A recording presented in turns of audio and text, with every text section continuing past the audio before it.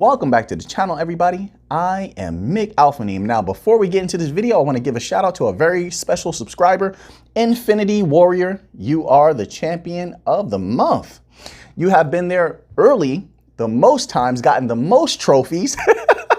So shout out to Infinity Warrior. There's a few more people on the horizon that are going to be getting special shout outs because they've been in that comment section early. They've gotten trophies. They've gotten their comments pinned. They've been doing a fantastic job. So that's more to come very soon. Let's get right into this. Now, there's a video on the International Monetary Fund's YouTube channel. You want to go there, scroll down. It's about central bank digital currencies. Give it a watch. You can't miss it.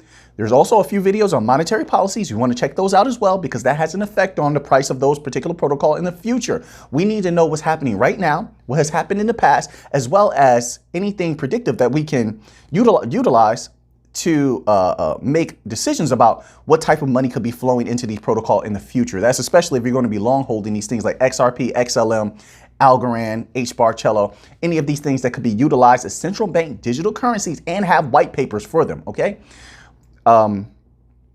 So in that video, Kristalina Georgieva, the head of the International Monetary Fund, says some very interesting things that leads me to say we've got them right where we want them. They cannot deny that they need these particular protocol. And there is a problem that I've been highlighting when it comes to liquidity. I've been saying this since last year. Also, there's a huge problem when it comes to bank runs. They fear them. They fear. Listen, Kristalina Georgieva, she could have talked about anything. She highlighted multiple times in that video that they wanted to find a way to protect themselves from bank runs. Now, she used a lot of very eloquent language, a very interesting words to convey what she was saying, but it all, if you know the etymology of these particular words and the dynamics in which these words were used, it all leads back to the same thing. They have not found a way to negate the problems of people pulling out all of their money all at one time. That is something that she iterated multiple times, which means it's on their mind, which means it's a concern, which means what for XRP holders or XLM holders, whichever one is going to be chosen, maybe all of them are chosen, Algorand, what does that mean for the liquidity tokens? That means that we have the only legit solution for them to pull your money into XRP. I hate to keep saying it, but we have to take the essence of what we're working with to understand why an individual said what they said if they're the head of a central bank, and how that particular essence of a protocol can solve that problem.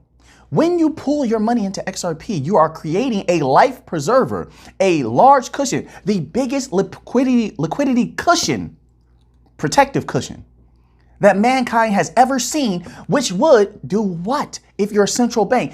It negates the concern for bank runs because as these large outflows of money are happening, you have the liquidity pool to draw on to fill in the gaps where you need it. And it's always there. It's on demand liquidity. So no matter what you need, it can be negated. That gap can be filled, which means we are holding something that's more valuable than gold, because what XRP can do, and XLM to an extent can do if it's utilized.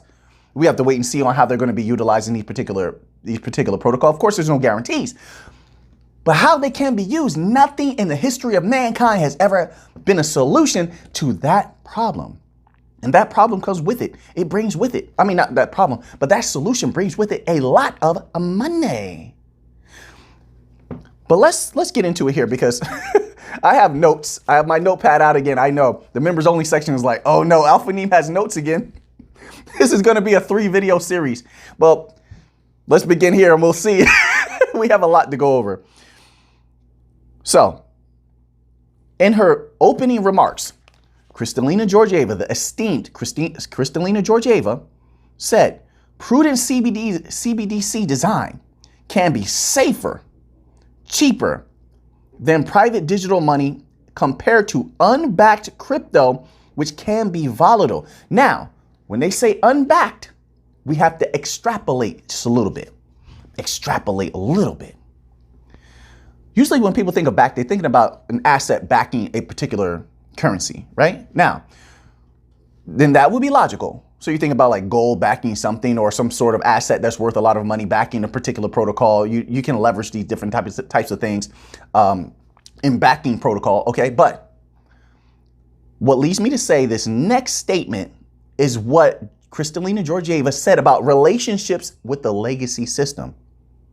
That was potent and important. They want to maintain their relationships with the legacy system. They don't want to damage or cut them out. They want to figure out a way to keep the legacy system involved, which we always knew. But when they say backed now, keeping that in mind, when they say backed, they mean that they support those protocol, right? So of course, the regular crypto are not going to be included in that. Unfortunately, in the future, I do see something like Bitcoin being excluded from the conversation. I do. That doesn't mean it's going to do bad. Not at all. I don't think that. But the crypto that they're going to back are crypto they can actually use, which is logical when you're thinking with a business mind. For liquidity, it has to solve a purpose. It can't be purposeless. And it has to be something they can't deny. The only ones that do something like that would be liquidity tokens. You have some settlement tokens as well, but liquidity tokens like XRP, XLM, Algorand, the bank coins. That's who they're going to back. That's who they've been sitting in meetings with. As I said before, Ripple is on the Digital Euro Association, the Digital Pound Association, the Faster Payments Council. They're on so many councils. They're on, aren't they in league with the World Economic Forum? Right? I think Stellar is also in league with the World Economic Forum. This is what they mean by backing. They mean that the legacy system supports these particular protocol, which means that when she says compared to unbacked crypto, then we have to read it the opposite way. It means that we're not worried about crypto that are actually backed, because if there's unbacked crypto, then there is also backed crypto. Law of compensation, the pendulum swings equally to the left as it does to the right. That means that was the left statement. That was the negative. We swing to the positive. There are backed crypto. Which ones are they talking about? Obviously, there are backed crypto. Legacy system members don't have a problem with, because they tested them. The central banks tested these particular protocol. All in all of those projects. Some of you are new to the channel, but you got to check out those PDFs about the projects. Project Jura, Project Dunham. They tested a lot of the bank coins, even ones we've never heard of before. So those are the ones they don't have a problem with. The ones they saw value in, the ones that they thought they could use, the ones that have the propensity to explode and bring about generational wealth. Backed crypto. Not just backed by an asset. Sure, you can back by an asset, but we're talking about it has the support of the central banks, commercial banks, and the legacy systems. That's important. So let's continue on here. So she talked a lot about stabilization, right? And she also, and I'm going to mix the two little bullet points that I put here, stabilization. And when she was talking about stabilization, she followed that was following right after the comment about volatility, right? And backing certain things and making sure that they're stable. Now, here's the thing.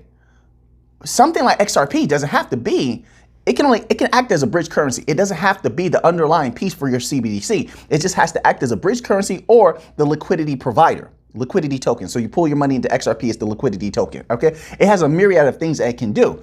But because of that, you don't have to worry about the volatility. Not only that when you're talking about stabilization, there was another comment she made, but I can't remember it off the top of my head. But when you talk about stabilization, remember what I said. You can pull your money into something to bring the price up so high that it takes it out of the hands of retail investors. XRP has a 10 XRP account requirement. Imagine if that price goes up high enough, it will price it out of the hands of most of the retail. And I think a lot of the people that do hold on to XRP would stake with the banks, which the Bank of International Settlements put in their own PDF as a possibility. I showed you that screenshot and gave you the document to download so you can read it yourself. So then you have that. So you could bring that price up if you have staking. Also, if you're buying en masse for the liquidity pool, it will raise that price up, and that will be your way of stabilizing that price. So stabilization is not an issue when it comes to liquidity tokens, when it comes to liquidity coins. Then with something like XLM, keep in mind, they could buy all the XLM that they want. They don't have to even talk to the SDF at all. At all, anybody can use XLM. So that's always on the table as well. Raise that price up enough, it will price individuals out of there. The banks have all the money in the world. They can do whatever they please. So stabilization is not an issue for the backed crypto, the bank coins. Not an issue at all. They can act, and I heard a lot of people question, negatively. They would say it in a funny way. Is XRP, is XLM a stable coin? Their price doesn't move that much. Ha ha ha. It's a joke. But actually, if you look in there with a microscope, they will be fantastic stable coins at a higher price, which seems, in a way, that's what they're designed to be, because they were made as liquidity. They were made to literally provide liquidity to large business institutions and banks. If they weren't, they wouldn't even be talking to them. But we've heard even Donnell Dixon come out and say banks are coming to them. Then we heard, who was the other individual that said banks were coming to? Oh, it was Jed McCaleb. Said banks, he had these multitude of conversations with banks. That was in their last Twitter space that they had when Jed was on there. You already know that Ripple is having all of these conversations with banks.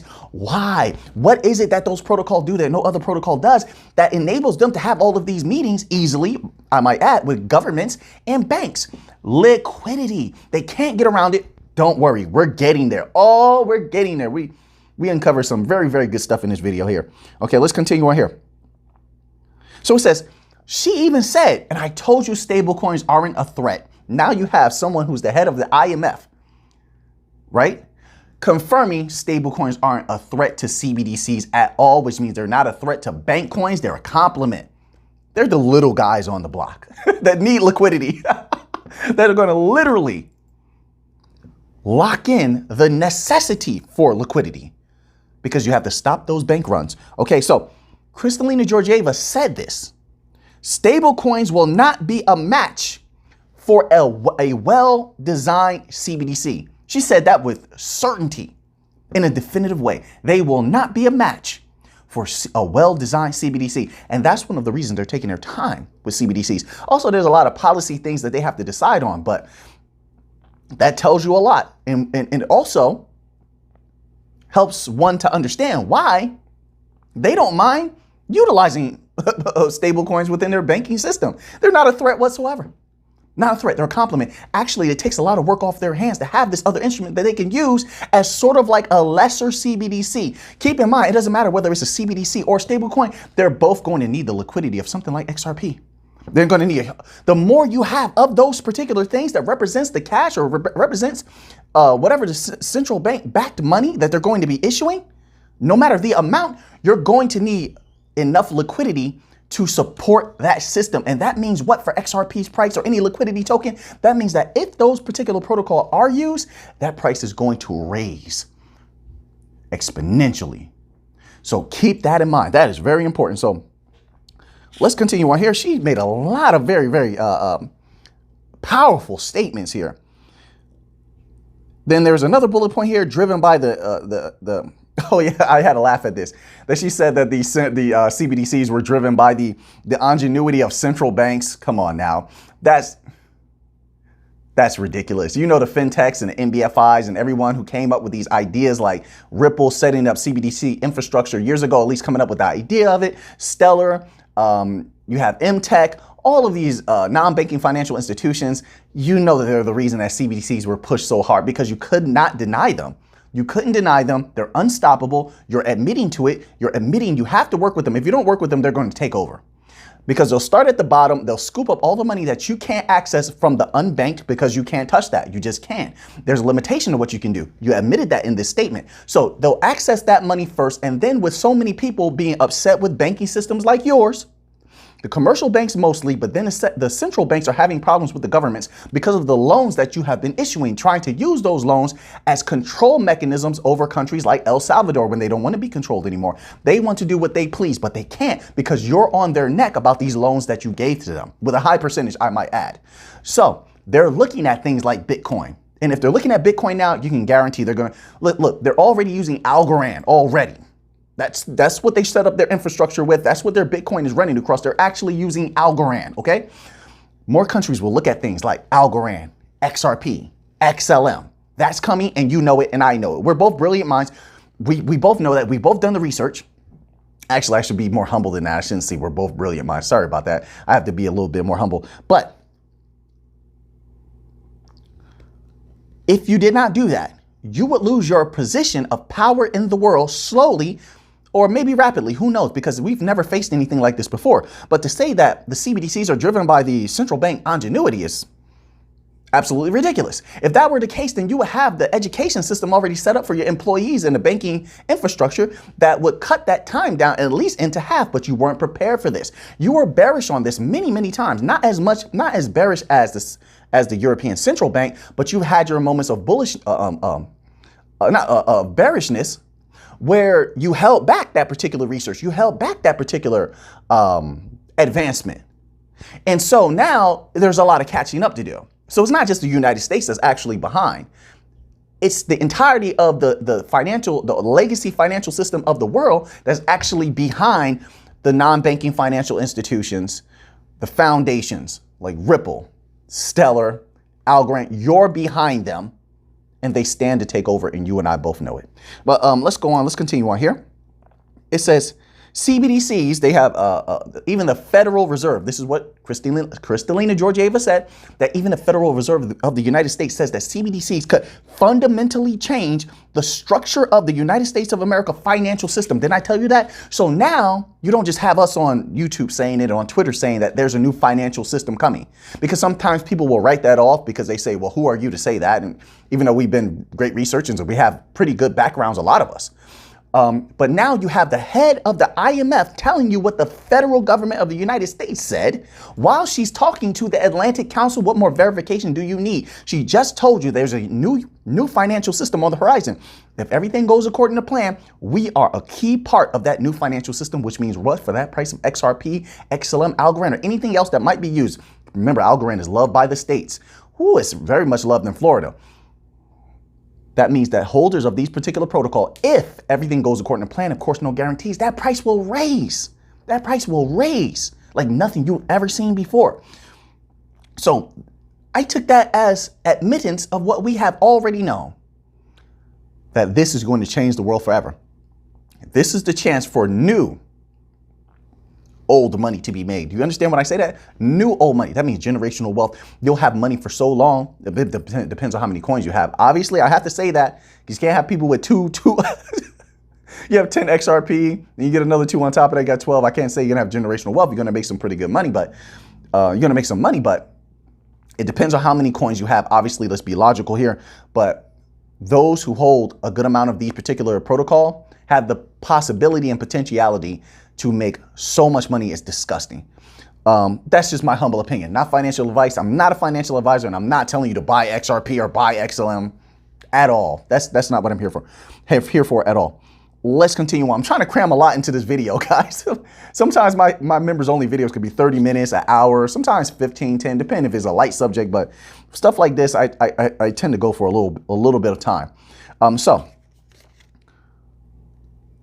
Okay, so then also she was iterating that there's no universal template for CBDCs. We already knew that. That's why interoperability is so important. This is why I was saying all of last year, there's going to be multiple winners. So she said there's going to be CBDC templates for those who are living somewhere. Well, let's say they're in a mountainous area and maybe they're not easily able to use mobile services or such, or maybe there's an area where there's a lot of different issues with the internet or mobile signals, cell signals and such. So they have to use things offline. So what she's saying is there's a different CBDC design for each region, each bank. This is why an interoperable system is important no matter what system you use. Ripple, XRPL, Stellar, Algorand. They can flow seamlessly one into the other, no problems whatsoever, which means, like I said, they're confirming that all of this is really one system going by different names. If there's interoperability and everything's flowing one into the other, it's one system, just different names. Many tentacles are part of one octopus. You get what I'm saying here? So that money, those quadrillions will flow one into the other. All of them are going to win. To different degrees, maybe depends on how much they're used. Nobody can predict that, but they're all going to win if everything goes according to plan. That has yet to be seen. We have to wait to see how everything's going to play out, but that's what they're confirming here. Now, something that they said, and maybe I'll end on this because I have like more pages, everybody. I have more pages here, but I don't want to keep you too long. It's Friday. You need to go have some fun. I'm going to have some fun too. But I just wanted to cover this briefly, and then maybe I'll probably have to make another video. And I have a members only video that I'm going to be doing. Maybe I'll release it tomorrow or Saturday, something like that. Very, very good one. This is why I believe with all of my heart and mind they're going to need liquidity more than ever. Their solution right now, in order to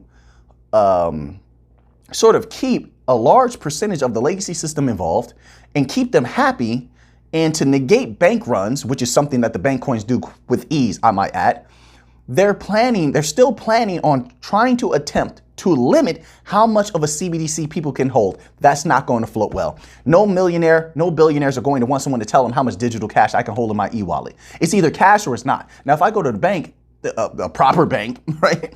Because now banks won't even give you all of your cash now. But let's say I went to a proper bank that had liquidity and I wanted to remove all my money. You would have to give me cash for that money that I placed in there. I placed it in your trust. Now return the money to me. That is mine, right? But what you're saying is that if I put $2 million in, you're going to put a limit on how much in CBDCs I can take out. So now you're telling me I can only take out $500,000 in CBDCs? Whatever the limitation is, I find it ridiculous. If I want $2 million in CBDCs, give me $2 million in CBDCs. You're telling me it's digital cash. Or maybe what you're postulating is maybe you're going to utilize stablecoins in that way. But either way, even no matter whether you use the CBDCs or stablecoins, you cannot have such a limitation and expect people to want to participate in your system. Hence, the only feasible solution to make people happy, and even Kristalina Georgieva admitted that would rub people the wrong way. Limitations would rub people the wrong way. So it's risky. Watch the video. She said that. All right. Now, she said it in her own words. I'm paraphrasing, but watch that video yourself. Do your own research. It's on the IMF's channel, CBDC video. But even she admitted that that's risky because it will rub people the wrong way and may turn them against utilizing that particular system. The only way around that is to have a liquidity pool, a liquidity cushion, life preserver that's so big that even if there were high outflows of CBDCs, you wouldn't worry about bank runs or having a liquidity crisis. That's what they're concerned about. That's why they're trying to put limits on how many CBDCs you can hold. Because okay, in that statement, let me complete that statement. It says holding limits on CBDCs. They put forth the possibility of holding limits on CBDCs to prevent sudden outflows of bank deposits. They're still concerned about bank runs. So, like I said, you need a liquidity pool like what XRP can provide. Let them pump that, which means they will have to pump that price very high to have a huge liquidity pool. But if they do that and commit to that plan, not only will XRP holders be, they will be filthy rich, but the banks would never, and I mean never, have to worry about a liquidity crisis or bank runs because you'd be able to fill in those gaps easily on what people are taking out. Let them take what is theirs. I know you lent a lot of the money out, so you don't have a lot of it on hand. That's okay. Let them take what's theirs. The liquidity will fill it in. And then later on, once the crisis is over or whatever caused the bank run is over, those people will put their money back in. And then you can add back into the liquidity pool. You see the compensation here happening. You see that the balance being achieved. For once, what that would allow is for once the banking system to actually achieve homeostasis. That's what it would allow. And that's never happened before. So, like I said, all of this tells me we've got them right where we want them. Now, I hope that it's not the funnest thing to go through all of this dense information, I know, but it's necessary. It really is, to understand why what you hold is digital gold. So, now that you have that information, what are you going to do with it? I know what I'm going to do with it. So until next time, let's get to the money.